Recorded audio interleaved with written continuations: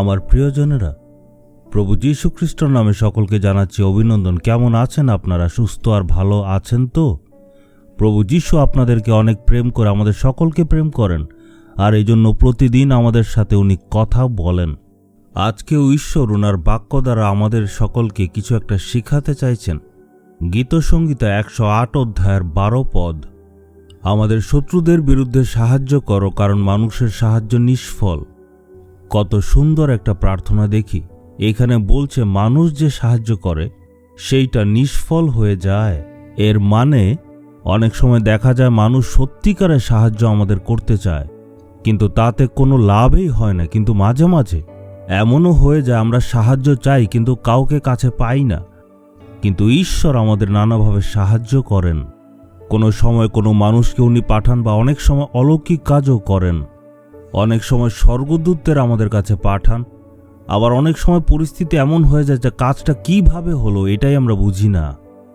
তামিলনাড়ুর রাজ্যে একজন ভাই ঈশ্বরের সেবা কাজের জন্য ভারতের উত্তর পূর্বাঞ্চলে চলে আসলো, আর সেইখানে প্রচার করতে লাগলো। উত্তর পূর্বাঞ্চল বলতে আসাম, নাগাল্যান্ড, মিজোরাম এইসব জায়গাতে গিয়ে সে প্রচার করতে লাগলো। আর প্রচার করতে করতে অজান্তে সে এমন একটা জায়গায় পৌঁছে গেল যেটা হচ্ছে বার্মা আর ভারতের সীমানা। সেখানকার সৈনিকেরা তাকে ধরে নিল। তারা তাকে দোষারোপ করতে লাগলো। ওরা বলল এ হচ্ছে গুপ্তচর।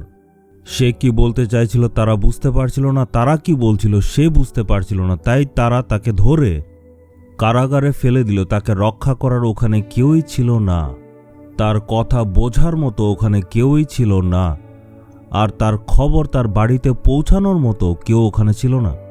চারপাশে কি ভাষা বলতো সে কিছুই বুঝতো না। একটা নতুন জায়গায় চলে এসছে, তার ভাষা বুঝে যে কেউ তাকে সাহায্য করবে এমন কেউই ছিল না।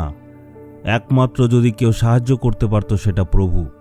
এই জন্য হাঁটু গেড়ে ঘন্টার পর ঘন্টা সে বসে প্রার্থনা করতে লাগলো। কয়েকদিন পর পর সৈনিকেরা তাকে ডাকত আর নানাভাবে জিজ্ঞাসাবাদ করত, কিন্তু যেহেতু কেউ কারোর কথা বুঝত না আবার তাকে জেলে ফেলে রাখত। এমনভাবে অনেক বছর চলল। বাড়িতে খবর দেওয়ার মতো কেউ ছিল না। দুশ্চিন্তায় চলে আসলো। সে হাঁটু গেড়ে প্রার্থনা করে বলল, প্রভু একমাত্র আপনিই সাহায্য করতে পারেন, এখানে আমাকে সাহায্য করার মতো কেউই নেই। তখন সে পবিত্র আত্মা দিয়ে পরিপূর্ণ হয়ে পরভাষা বা অন্য ভাষায় প্রার্থনা করতে শুরু করল।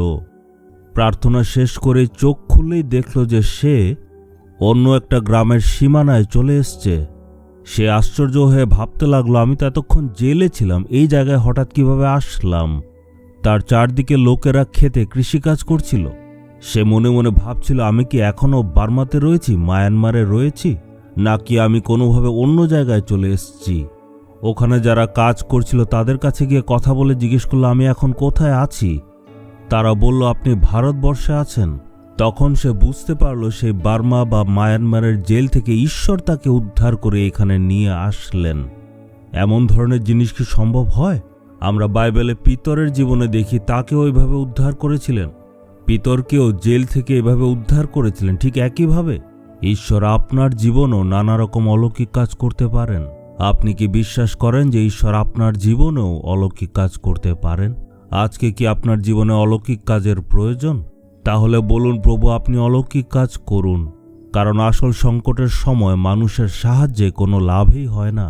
হে প্রভু, আপনার এই সন্তান বা সন্ততির জীবনে সংকট এসছে, আপনি তাদের জীবনে অলৌকিক কাজ করুন। এই প্রার্থনা প্রভু যীশু খ্রিস্টর নামে চাইলাম। Amen, amen. Jesus redeems Bengali YouTube চ্যানেলটি সাবস্ক্রাইব করুন, বেল আইকনটি ক্লিক করুন আমাদের প্রতিদিনের নতুন প্রোগ্রাম সম্পর্কে আপডেট পেতে।